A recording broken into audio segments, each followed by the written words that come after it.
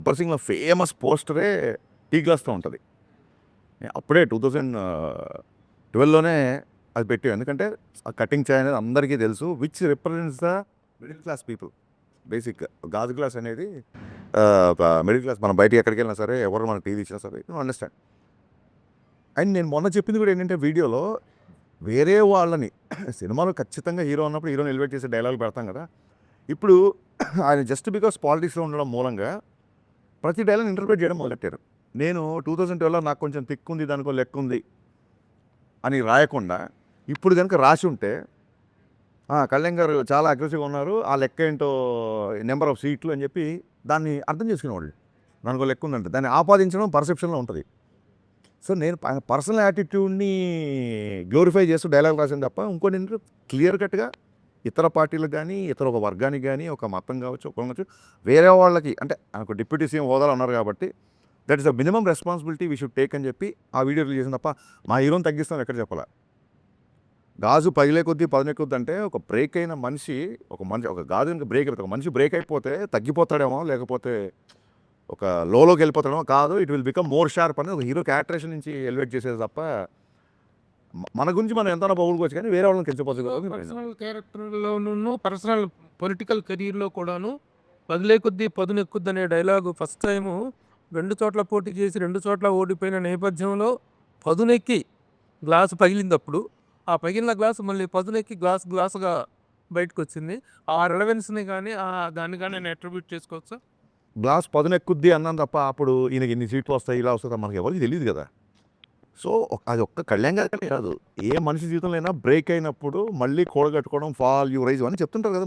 మీరు చూస్తున్నారు సోషల్ మీడియాలో, ఆ రకంగా వచ్చే డైలాగే తప్ప పొలిటికల్ దానికి అసలు సంబంధం లేదండి. బికాస్ యాదృచ్ఛికంగా మేము గబ్బర్ సింగ్లో గ్లాస్ పెట్టాం, మళ్ళీ ఇందులో గ్లాస్ పెట్టాం, డెఫినెట్గా కొంతమంది కనెక్ట్ అవుతారు. ఒకవేళ కనెక్ట్ అయినా తప్పు లేదు, ఫ్యాన్స్కి ఎనర్జీగా ఉంటుంది తప్ప మిగతా వాళ్ళని కించపరిచే డైలాగ్ కాదు. ఏమన్నా నేను బ్రేక్ అయినా నేను స్ట్రాంగ్ అవుతా అంటే మిమ్మల్ని తక్కువ చేసినట్టు ఎక్కడ ఉంది? మీది పవన్ కళ్యాణ్ గారిది కాంబినేషన్ అనుకున్నప్పుడు, ఇదివరకు భవధీయుడు భగత్ సింగ్ అనే టైటిల్ ఒకటి బయటకు వచ్చింది. దాని మీద కొంత వర్క్ చేశారు. తర్వాత ఉస్తాద్ భగత్ సింగ్ అయింది. టైటిల్ ఒకటే మారిందా? దాని తగ్గట్టు కథ కూడా ఏమైనా మారిందా?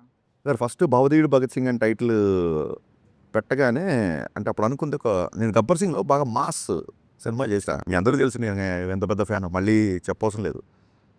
ఎక్కడో ఒక అర్బన్ తాలూకు అవుట్ఫిట్స్, ఆయన వేసుకునే హుడీస్, ఆ స్టైలింగ్, ఇదంతా గబ్బర్ సింగ్లో నాకు మిస్ అయిన ఫీలింగ్. ఎక్కడెక్కడ పాటల్లో చూపించుకున్నా సరే, సినిమా అంతా 80% కాకి డ్రెస్లో ఉంటారు కదా. ఈసారి అసలు పోలీస్ ఊసు లేకుండా సినిమా స్టార్ట్ చేయాలి అని చెప్పి ఒక కాలేజ్ బ్యాక్డ్రాప్లో కథ అనుకున్న తర్వాత వర్క్ చేసిన తర్వాత ఏమైందంటే,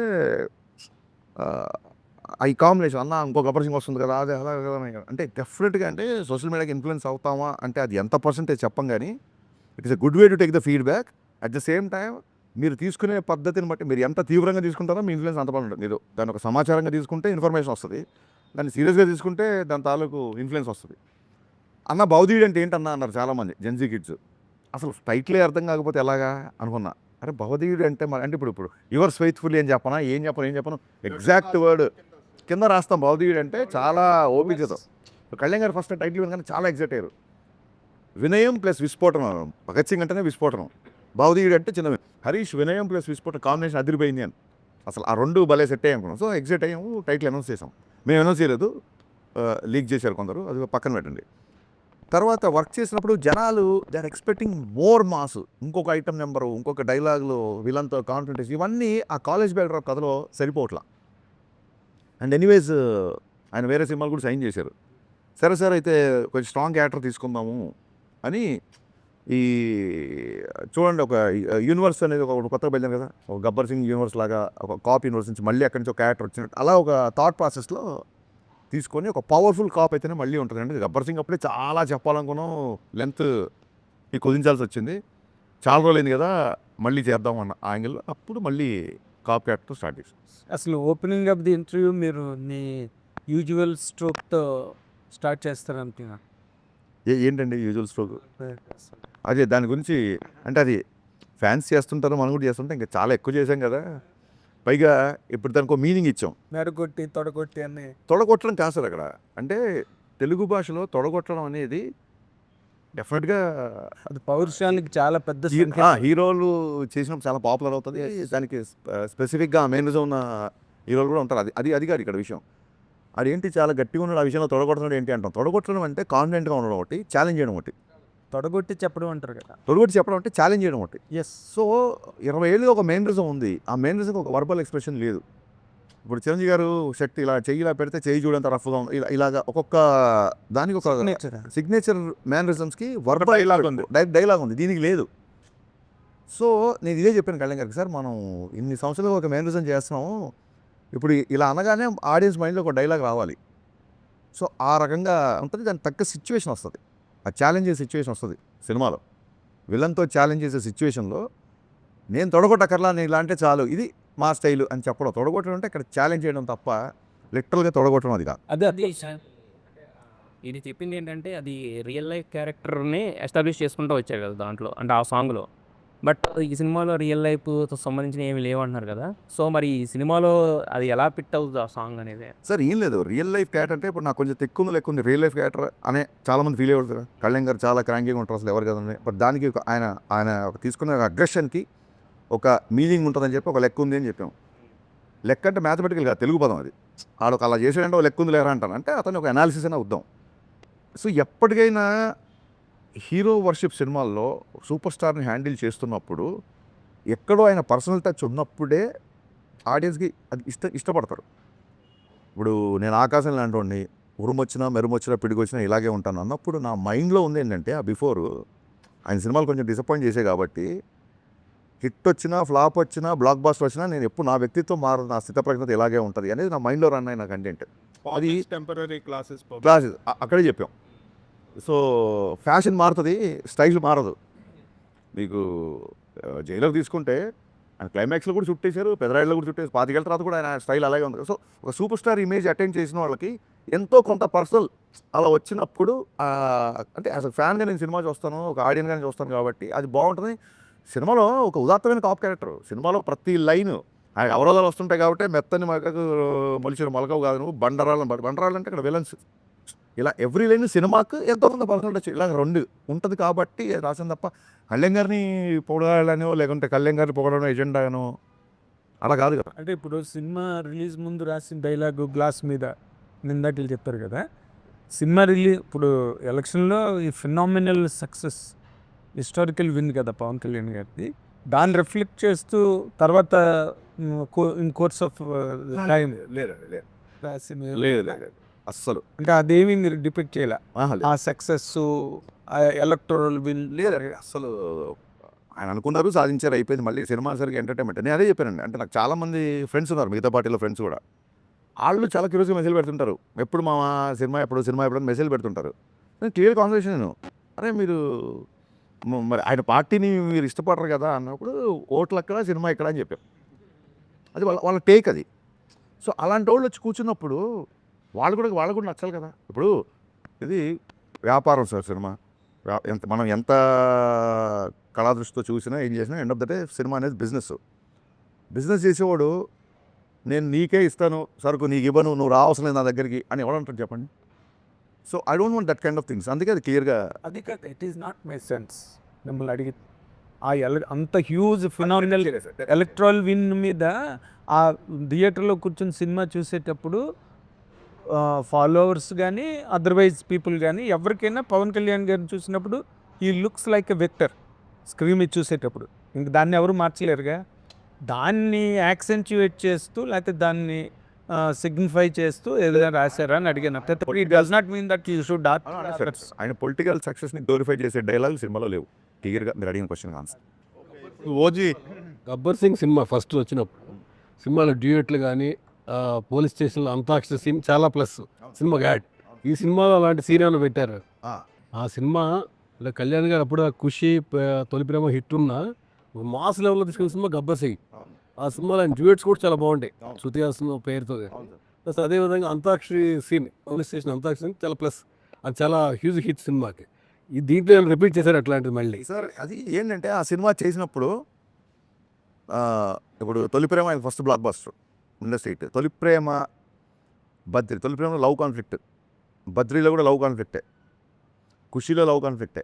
ఎప్పుడు నేల మీదకి వచ్చి రోడ్డు మీదకి వచ్చి ఒక విలన్ని ఛాలెంజ్ చేసేంత అంటే అందులో కొంచెం యాక్షన్ ఉన్నా సరే ఒక విలన్తో కాన్ఫ్లిక్ట్ లేదు అప్పటివరకు సినిమాల్లో. సో నేను గబ్బర్ సింగ్ చేసేప్పుడు ఆయనకు అదే చెప్పాను, సార్ మీరు అసలు కత్తి పట్టుకోలేదు ఇప్పటివరకు. ఆయన ఫేవరెట్ కటానా ఉరిగా పట్టుకుంటారు తప్ప మీరు కథలు మీరు గబ్బర్ సింగ్ టీజర్ చూస్తే ఫస్ట్ టైం 2 కత్తులతో సార్ కొంచెం అంటే మీకు ఈసీ సెంటర్స్లో భయంకరమైన ఫ్యాన్స్ ఉంటారు సార్, కొంచెం మనం ఒక విలన్ కాన్ఫ్లిక్ట్ కథగా వెళ్తున్నాం, దీంట్లో కొంచెం మాసీగా ఉంటుంది, అలాగా ఆయన అలా చూడాలి అన్న యాంగిల్లో చేసిన సినిమా అది.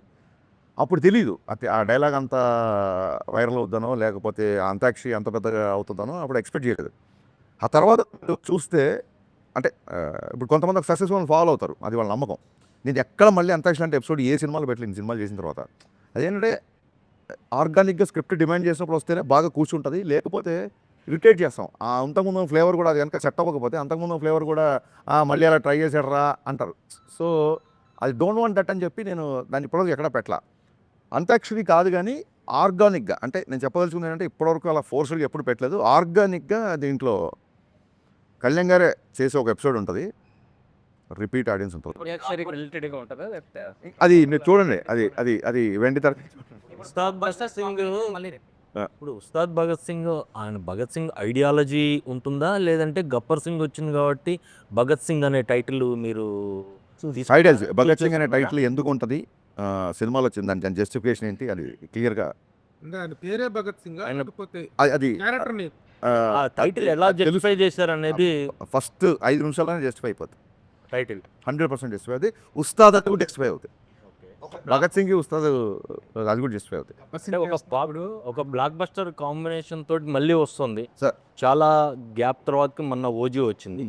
ఆ ఓజీ ఇంపాక్ట్ మీ మీద ఎంతవరకు ఉంది? అసలు ఓజీ రావడం అనేది ఫస్ట్ ఆఫ్ ఆల్ ఒకటి గుర్తుపెట్టుకోండి సార్, నేను కాలేజ్ డేస్ నుంచి ఫస్ట్ కళ్యాణ్ గారు అభిమాని. సో ఓజీ సినిమా కళ్యాణ్ గారు ఫ్యాన్స్ ఎలా ఎంజాయ్ చేశారో అంతకంటే ఎక్కువ ఎంజాయ్ చేశాను నేను. మీరు చూస్తే గబ్బర్ సింగ్ అప్పుడు సుజిత్ రెడ్ టవల్ కట్టుకొని వచ్చాడు. సో నేను శ్రీరాములు థియేటర్కి ఆ ఓజీ రెడ్ బ్యాండ్ పట్టుకొని Sujeeth this is for you, నువ్వు నా సినిమాకి వచ్చావు మళ్ళీ నేను నీ సినిమాకి వచ్చాను అని నేను మీడియా దగ్గరికి వెళ్ళి వీడియోస్ కూడా ఇచ్చాను. సో యాజ్ అ ఫ్యాన్గా డెఫినెట్గా సుజిత్ మనోడు అసలు ఫ్యాన్స్ ఏమేం కావాలో ఎలాంటి ఎలివేషన్లో ఉన్నా ఇరగొట్టేశాడు కదా. ఈవెన్ గబ్బర్ సింగ్ బిఫోర్ 2-3 సినిమాలు డిసప్పాయింట్ చేసి కొంచెం టెన్షన్గా ఉండేవాళ్ళం. అదే ఇప్పుడు నేను ఇప్పుడు సుజిత్ వచ్చి ప్రాపర్ బజ్ ఫ్యాన్స్గా ఫుల్ జోష్ ఇచ్చాడు కాబట్టి 100% వెరీ అంటే మన సుజిత్ చేసిన దానిలాగా అంటే అది కంపారిజన్ అని కాదు, మీరు పవన్ కళ్యాణ్ గారికి పెద్ద ఫ్యాను, సుజిత్ ఫ్యాను, ఆయన ఆడియో ఫంక్షన్కి ఒక గ్రాండ్ లెవెల్లో మ్యాసివ్ లెవెల్లో చేశారు. అలాంటి ప్లానింగ్స్ ఏమైనా ఉన్నాయా? అది డెఫినెట్గా ప్లాన్స్ అయితే ఉన్నాయి. ఎలాంటి ప్లాన్స్ అని ఇంకా అనుకోలేదు సార్, టూ ఫార్. హీరో గారు ఇప్పుడు మార్చ్ ఫస్ట్ వీక్లో డబ్బింగ్ చెప్తున్నారు. డబ్బింగ్ అయినప్పుడు ఆయనతో పాటు కలిసి ప్రోగ్రామ్ ప్రీలీజ్ ఈవెంట్ ఏం చేద్దాం ఏంటి అనేది. ఒక బ్లాక్ బస్టర్ కాంబినేషన్ రిపీట్ అయినప్పుడు హ్యూజ్ ఎక్స్పెక్టేషన్స్ ఉంటాయి. అంటే మీలాంటి ఇప్పుడు గబ్బర్ సింగ్ తర్వాత మీ కాంబినేషన్ అనేసరికి ఎక్స్పెక్టేషన్స్ డబుల్ లెవెల్లో ఉంటాయి. అంటే కంటెంట్ పరంగా మీరు తీసుకున్న జాగ్రత్తలు ఏంటి, అంటే కొంచెం ఎంత ఛాలెంజింగ్ అనిపించింది, లైక్ ఆయన క్యారెక్టరేషన్ కానీ అన్ని డెఫినెట్గా అండి ఫ్యాన్స్ ఇలా అందుకే కదా కంటెంట్ పరంగా తీసుకున్న జాగ్రత్తల్లోంచే భగవదీయుడు భగత్ సింగ్ నుంచి ఉస్తాద్ భగత్ సింగ్ వచ్చాం. ఎందుకంటే దే ఆర్ ఎక్స్పెక్టింగ్ అసలు ఇంకా దానికి లిమిట్లెస్గా ఎక్స్పెక్ట్ చేస్తున్నారు కాబట్టి ఒక కాలేజీలో కొంచెం క్లాస్గా రెస్ట్రిక్ట్ చేయకూడదు క్యారెక్టర్ని చెప్పి ఈ క్యారెక్టర్ తీసుకున్నాం. సో డెఫినెట్గా చాలా జాగ్రత్త తీసుకున్నాం, అందులో డౌట్ లేదు. చేసేటప్పుడు ఆయన మీద ఎలాంటి పొలిటికల్ ప్రెజర్ కానీ ఎజెండా కానీ లేదు, కానీ ఇప్పుడు మాత్రం ఆయన ఒక డిప్యూటీ సీఎం హోదాలో ఉన్నారు కాబట్టి మీకేమైనా రెస్ట్రిక్షన్స్ ఉన్నాయా, ఈయన ఇలాగే చూపించాలి ఇలా చూపించకూడదు అనే రెస్ట్రిక్షన్స్ ఏమైనా ఉన్నాయి? రెస్ట్రిక్షన్ అనే కంటే కూడా ఒక చిన్న రెస్పాన్సిబుల్ అయితే ఫీల్ అయ్యామండి. అంటే